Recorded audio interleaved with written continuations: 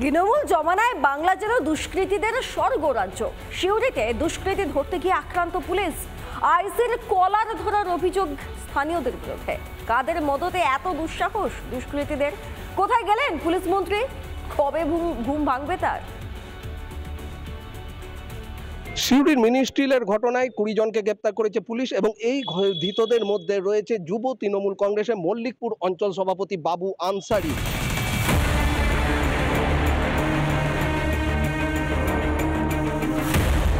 মঙ্গলবার জমি বিবাদকে কেন্দ্র করে রণক্ষেত্রের চেহারা নেয় বীরভূমের সিউড়ি। বন্দুক হাতে প্রকাশ্যে দাপাদাপি। সিউড়ির মিনি স্টিল এলাকায় বন্দুক উঁচিয়ে গ্রামবাসীদের শাসাতে থাকে দুই যুবক। অভিযোগ, গ্রামবাসীরা তাদের দুজনকে ধরে ফেলে গণপিটুনি দেয়। এরপর দুষ্কৃতী ধরতে গিয়ে আক্রমণের মুখে পড়তে হয় পুলিশকে। আইসির কলার ধরে টানাটানি নিগ্রহের অভিযোগ। অনুব্রতের জেলাতেই প্রকাশ্য দিবালাকে হেনস্থার শিকার পুলিশ।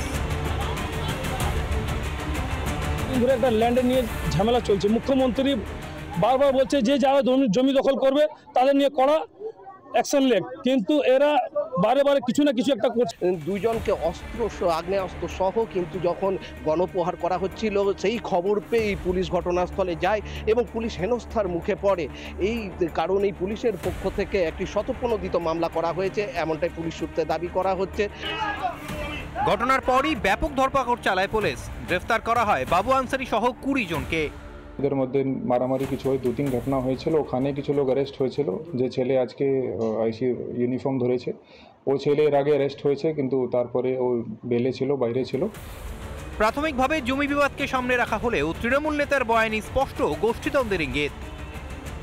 বিধায়ক ঘনিষ্ঠ বলে কিছু নয়, তারা প্রতিবাদ করে। মানুষ করে কিছু অন্যায় করলে তাদের হয়ে প্রতিবাদ করে। তো বাবু আনসারি ওইখানে ইয়াসিনরা যে জমি জায়গাগুলো বেনামি করে নিয়েছিল, মানুষ অভিযোগ করত, বাবু আনসারিরা প্রতিবাদ করত। বীরভূম মানেই এককালের অনুব্রত গড়। সেই গড়েই সাময়িক থাবা বসিয়েছে কাজল শেখ। তারপর থেকেই বিভিন্ন ঘটনাকে কেন্দ্র করে শুরু হয়েছে ক্ষমতা জাহিরের খেলা। তবে এদিন পুলিশের ভূমিকায় প্রশ্ন তোলেন খোদ কাজল শেখই। প্রসঙ্গ যখন বলছেন, এটা আপনার জানা দরকার আছে। সিউড়ি পাশে ঝাড়খণ্ড, তো ঝাড়খণ্ড থেকে আগ্নেয়াস্ত্র সাপ্লাই করা হয় বীরভূম জেলাকে উত্তপ্ত করার জন্য। এবার দেখতে হবে আগ্নেয়াস্ত্র কোথা থেকে এসেছে, কিভাবে এসেছে।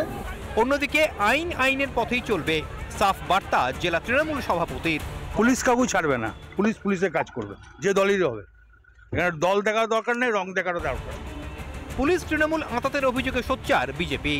পুলিশের একটা অংশ বালিঘাট চালিয়েছে, এদের সঙ্গে ওঠা বসা করিয়েছে, টাকা পয়সার লেনদেন করেছে। তাই পুলিশেরকে গুরুত্ব এরা ভাবছে যে কলাটে হাত দিলে কিছু হয় না। স্বাভাবিকভাবেই আজকে তৃণমূল কংগ্রেসের জামানা এই পুলিশের উর্দিতে হাত দিচ্ছে এই তৃণমূল কংগ্রেসের আশ্রিত মস্তান মাফিয়ারা।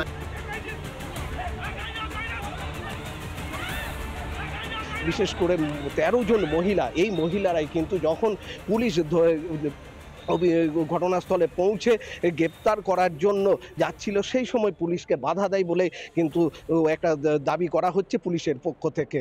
বীরভূম থেকে ভিডিও জার্নালিস্ট কার্তিকের সাথে মনোরঞ্জন, রিপাবলিক বাংলা। নানা ধরনের কন্টেন্ট দেখার জন্য লাইক করুন, শেয়ার করুন আমাদের ফেসবুক পেজ, সাবস্ক্রাইব করুন আমাদের ইউটিউব চ্যানেল। পাশাপাশি অন্যান্য ব্রেকিং নিউজের জন্য অবশ্যই চোখ রাখুন রিপাবলিক বাংলায়।